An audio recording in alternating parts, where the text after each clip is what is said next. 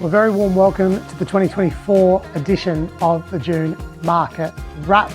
Apart from the quiet King's birthday weekend, auction numbers are very high this June, with 25% more property on the market this time as compared to last year. So there are plenty of great homes being listed, and it is a good time to buy. In fact, in my opinion, Melbourne buyers have the best conditions to buy.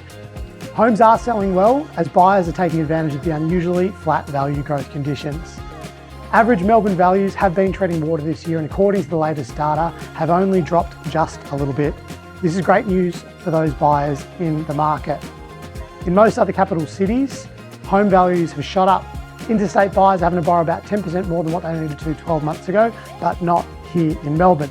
What that says to me as an agent is, this is the opportune time if you have been waiting to purchase in the last 3 or 4 years. If you are that buyer that's been waiting in the market and you've lived through the COVID times when we saw property prices skyrocket, what are you waiting for?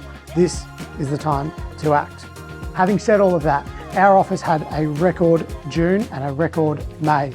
We're selling on average about 2 homes a day, which is equal and on par to some of our best years that we've had on record.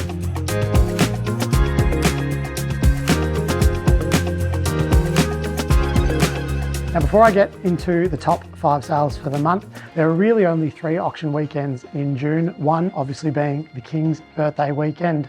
Across those 3 weekends, there were 1,879 auctions, with 1,236 properties sold, and 854 of those sold at auction. 417 of those properties passed in, and 381, that is the key statistic, were sold prior to auction. What that says to us is, and we're seeing it at face value as well, is a lot of people are making offers prior to auction, and agents and vendors are capitalising on what is potentially less competition in the market. As an overall saying, this market is a good market. We're averaging about 76 to 78% auction clearance rates. Anything above 80% is considered a boom. Just keep that in mind. If you compare Melbourne to other capital cities around the world, New York, Paris, Tokyo, London, our average days on market of 24 to 31 days is in comparison a very short amount of time.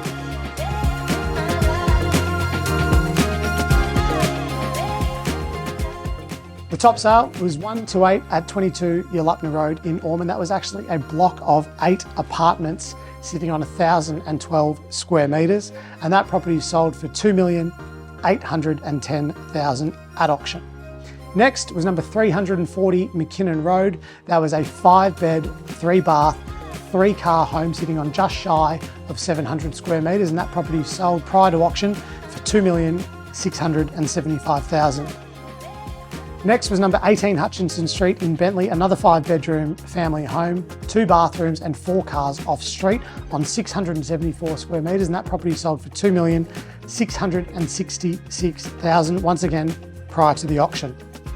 Next was number 40 Moylan Street in Bentleigh East, a home in the McKinnon school zone, 3-bed, 1-bath, 1-car, relatively land value, and that property sold with competitive bidding at auction and sold for $1,990,000. And last, but certainly not least, was number 14 Florence Street in Bentleigh East, a 4-bedroom family home, 2 bathrooms and 2 cars, only 537 square metres of land, and that property sold for $1,642,000. Pushing forward, we are now officially in winter. The real estate market generically quietens down in this time period. However, for our office in particular, we are seeing a lot of people that were potentially looking to sell in spring, now trying to beat that spring rush and selling in July and August. We've still got a couple of weeks left to list for that time period. So if you are thinking of trying to beat the rush, driving to the city not during peak hour, so to speak, this is the time to get in touch. Thank you very much for watching another Market Wrap, and I'll see you next month.